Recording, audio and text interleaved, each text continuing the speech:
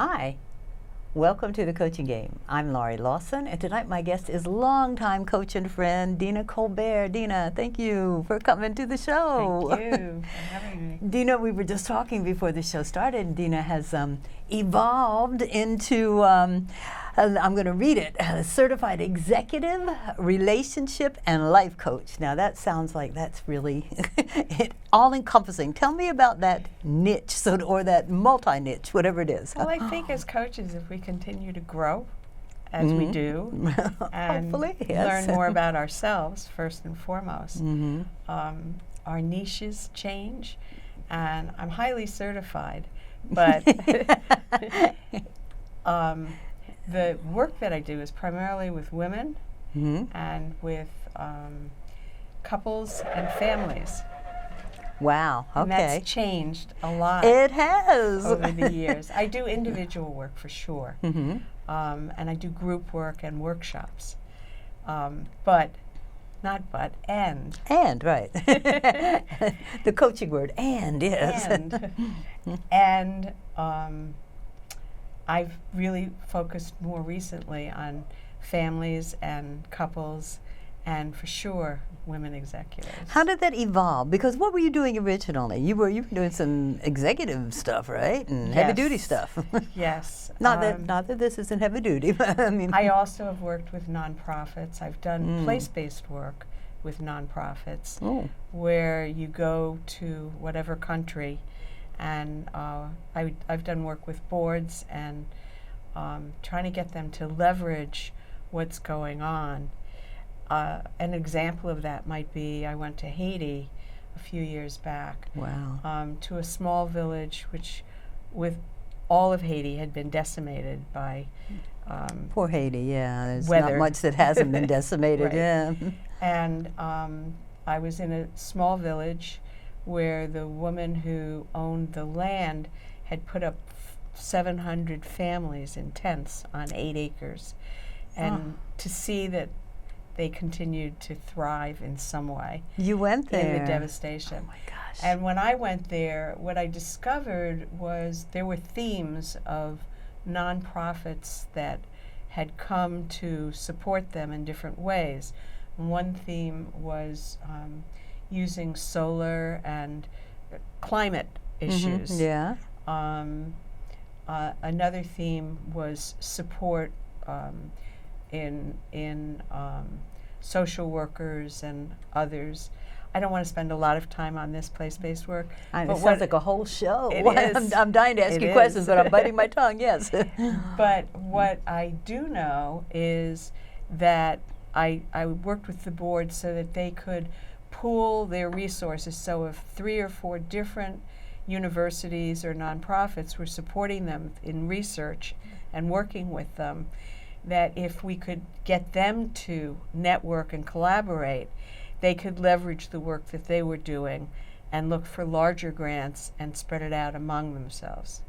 You know what I love about this? It's like, because you think of Haiti and you think of New Orleans, you know, and they're always in a survive mode, you know. It's like, oh my God, they're always overcoming something. But you decided, or you and your groups decided that, you know, not only can they survive, but why not thrive while you're doing that? And that is such an innovative and unique thought, I think, during these times, because right now it's like, let's just get through. Well, if you have to rebuild, why rebuild what was there? Why not rebuild in ways that bring the future in?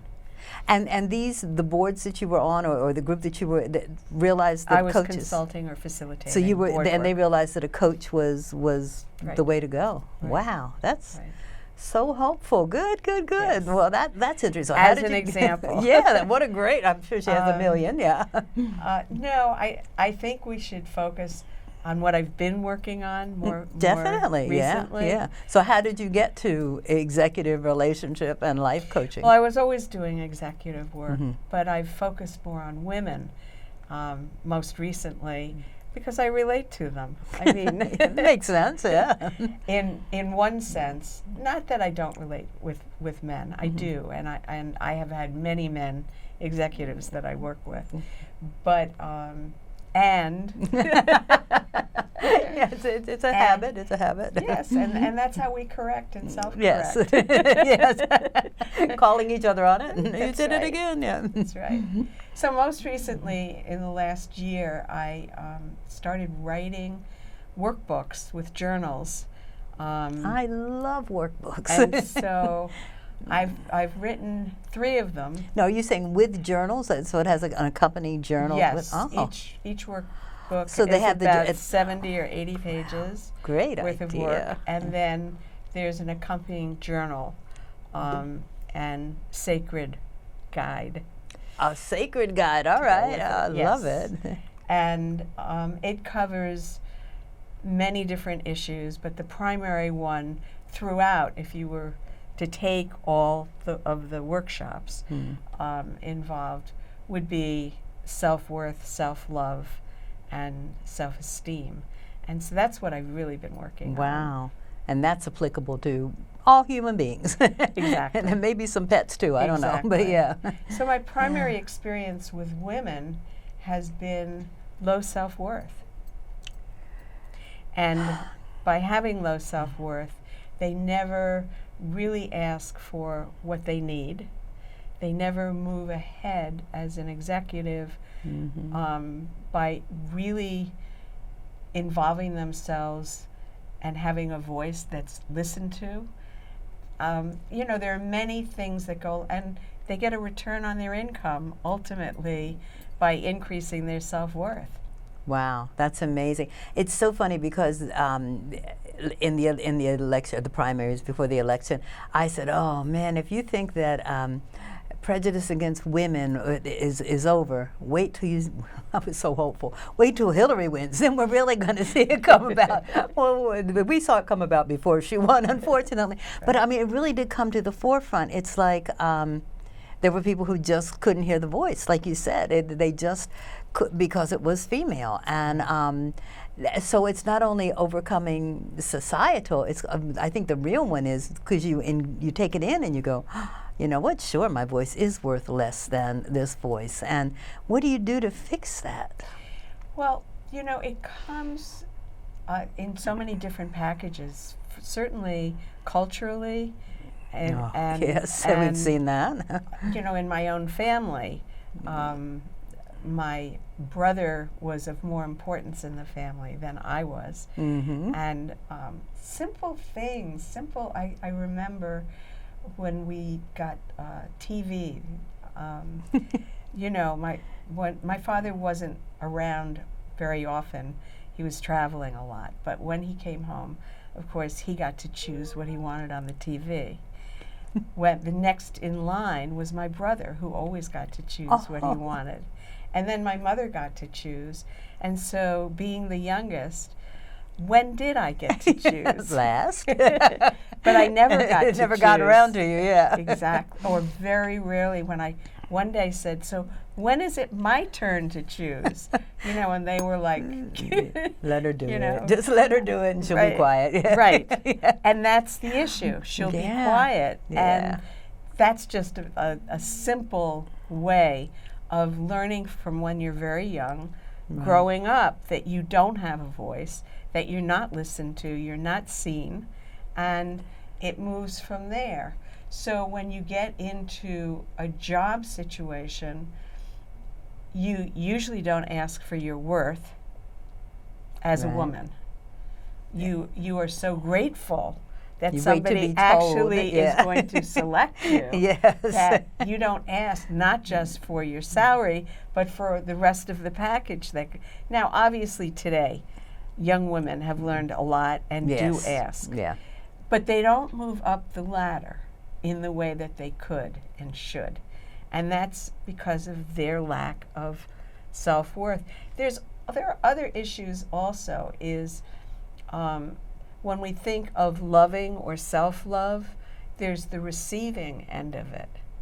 Can we receive what's offered to us? Because if you're not used to being receptive, then no, you can't.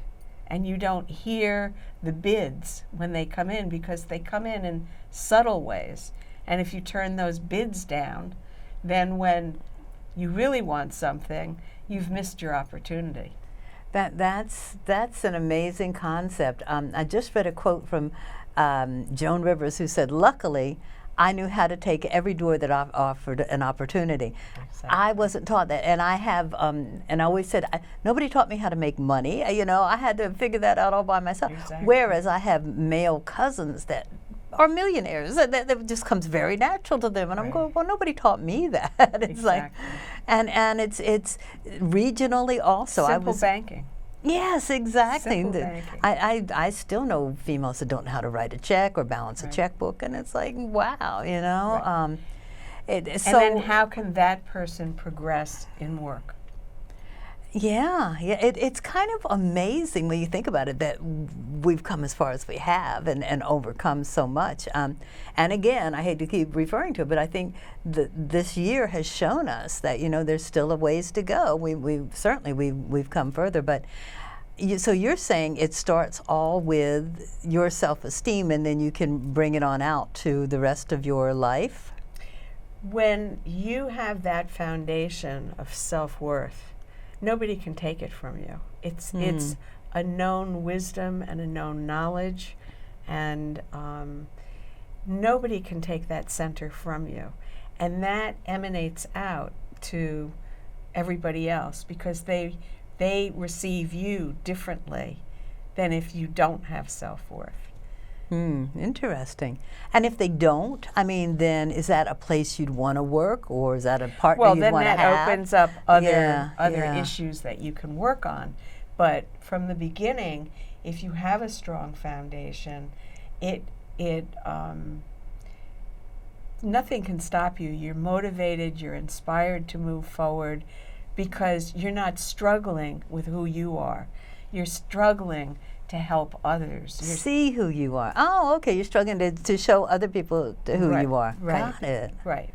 You're beyond the I, me, my, and we're going out that way. We're eminent. Yeah, we're okay. Here, this is me, and this is who I am. Wow. Right. So, what do you do? How do you get this? How do you inject this into folks? Listen, I dance in the moment with everybody. Yeah, we all do, yeah. Just like we are now. And hope for the best, yeah. But at the same time, there are areas of self-worth and self-love that can be specifically worked on. And I'm not really talking about relationships with others in terms of intimacy and love. Yeah. That's and I work with that, but that's a whole other thing. Yeah. I'm really talking about the self-love, the self-worth. And so there's an awareness of if you are being listened to, if you are being heard, you know if you're not instantly. Yeah. And so you respond differently. It has to do with your belief system. And there's a lot of playfulness in all of this. Life is so difficult and complex. We don't have to suffer through it. There's suffering, but we can choose to find those challenges as opportunities and open that door in another way. Wow, interesting. So, and there's compassion and I've written things down here because I'm used to being on radio. There's a lot to remember. Having my crib notes. Not a problem. But really, if we take it from a body, mind, spirit, and soul point of view, which is what I do, I work holistically, and my sense is that when we allow ourselves to trust someone else. So if my clients come, I have to build instant trust so that we can begin to open up those layers and walls and steel walls and cement walls really and whatever's there, get to what's really going on underneath it all. And most recently, I've discovered hypersensitive people, which so many people are, and they're not aware of it. And hypersensitivity has many aspects to it of not fitting in well with society. Is it blatant? Can you see it, or is it just they internalize it and react that way? I was surprised that I score as a hypersensitive. Because I'm thinking me, actually, so That's good for right. you. I'm thinking, you know what, I get a little, I take things a little too personally sometimes. But there are many aspects to hypersensitivity. It can be physical, it can be mental, you know, the environment. And so I've been increasingly interested in it because of my daughter-in-law and granddaughter, who are very hypersensitive people. Oh, okay. But instead of viewing hypersensitivity as a trait and a negative trait, which is the way most of us think of ourselves, because we don't understand it, it's actually can be used as a virtue in almost every situation. Well, give me an example. Good, I'll feel so much better about myself. Well, work is an issue for many hypersensitive people. They don't fit into corporate America because it's a driven, their goals are different. They want the human side of life as opposed to the moneyed side of life, which they're not opposed to money, don't misunderstand me, but the way they have to be driven to it is not the way they internally function. They don't internally function on getting up and being there at 9 o'clock in the morning. Most of them are slow risers and have their own rhythm, and they need quiet, and they can't, the chaos of getting on a subway or a bus and racing through the city, and then going into corporate rooms that have just dividers, and it's a large space, and it's chaotic. Yeah. Really goes against their nervous system. And so these are just examples of how we increase self-worth in understanding. I mean, I could go into that. Well, you're saying understanding that if you are hypersensitive, you should nurture it. You should and honor it. And they gave several examples. Most recently, if there were a pack of horses running around and a predator came, it would be the hypersensitive horse who would lead the pack to safety. Oh, there you go. Okay, because they have that sensitive they're tuned warning ahead of time, and so that's how you turn it into your virtue, into leadership, and more using it potentially. We could do a whole show on this. I love that. Yes. Oh my goodness, that's so interesting. Yes, hypersensitivity, instead of saying buck up or suck it up or what all those crazy things we tell people. Which internally most hypersensitive people can't do. Yeah. It's not that they don't want to do it. They really can't physiologically do it. So nurture it and respect it and understand it. Yeah. Really understand it and be able to use it. And then you can also educate those around you about it. Wow, that's worth a whole show. I hope you do a radio show on that. That's fascinating. So there are many different ways of expressing your self-love, and one of them is vulnerability. Just being able to open up and be able to really share deeply with someone about what's really going on with you, or what your thinking is, so that you can create a collaboration and think through strategies in business, right? And not communicate on the simple level, but where you've built trust and where you're talking about real issues with real meaning and substance, because that's what we all want. Seriously, I mean, I try to tell my clients that it's like, if how interested are you in someone who knows everything? I'm not. I want to be able to relate, and the reality is we're all vulnerable in some space, in some way. But most people hide it. Yes, absolutely. And they need to, because they feel they've been hurt, and they need to protect that part of themselves. Yeah. And I understand that. I certainly have been hurt many, many times, but you can't get to me and hurt me because I have a strong foundation at this point in my life. And I probably would say it before you could anyway. Well, that's interesting because, yes, I used to do, in case I'll still do it, mock interviews with people, and they go, oh, I'm going to get so nervous and I'm going to be so bad. And I go, well, you know what you do? You just go, you tell the person, I'm really nervous, but I'm so excited to tell you what I can do, and just diffuse it, and rather than hide it, your hands are shaking and you're going to be sweating. Just tell them I'm nervous, but so what? We're all nervous. He's probably just as nervous as you are interviewing you, so yeah. And I find that's becoming a louder voice in coaching today. It's like, rather than have everybody right in line and top of the game, vulnerability is, again, an asset, like you said, with hypersensitivity. It's like, but it's an asset whether you're hypersensitive or not. Yeah, no, I mean, but it's just another one of your assets, as opposed to being perfect and having everything in line and knowing everything. Another thing is I work with people's strengths and talents and gifts, and I bring them out.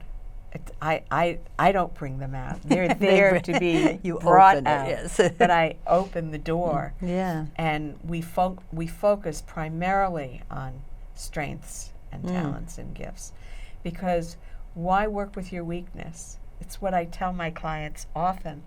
Why are you spending? I recently had a client who really has trouble getting her taxes done. She has trouble with getting her numbers to add up to the right answers column-wise. And I keep saying, it's simple. You either have expenses or you have, one column or the other, yeah. It's just one or the other. And finally I just said to her, tell me, why is it that you alone need to do this? Why can't you just hire a bookkeeper, since you don't have that skill? And it doesn't matter that you don't have it. You're not going to do it for anybody else. Yeah. What matters is you know the process, because you've been trying this for years, and I know her that long. I said, on the other hand, you could be using all that energy all year long to do what you want with your strengths. All those things we have a list this long of that you want to be doing, you could be doing, as opposed to struggling with something that is not your strength. It sounds so simple, doesn't it, when you say it? It's like, why didn't I think of that? But yeah, good for you. Tell me, what are the names of your workbooks? And she has to check, because I have to check, because the theme is fire. I love that. The theme is fire, and it's about really finding our passion and finding what really puts us where we want to be. So the first workbook is called The Fire Within Your Heart. Okay. The second workbook is Ignite Your Inner Fire.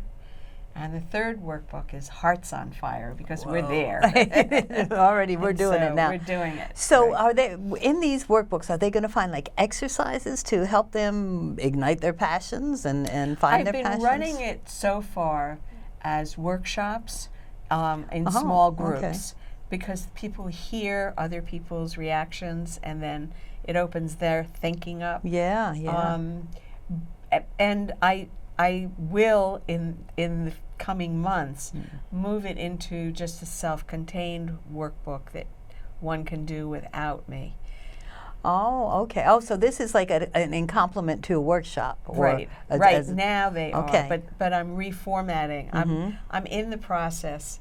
And then ultimately it will be a book. So right now it will be my legacy. Yes. Okay, I like that.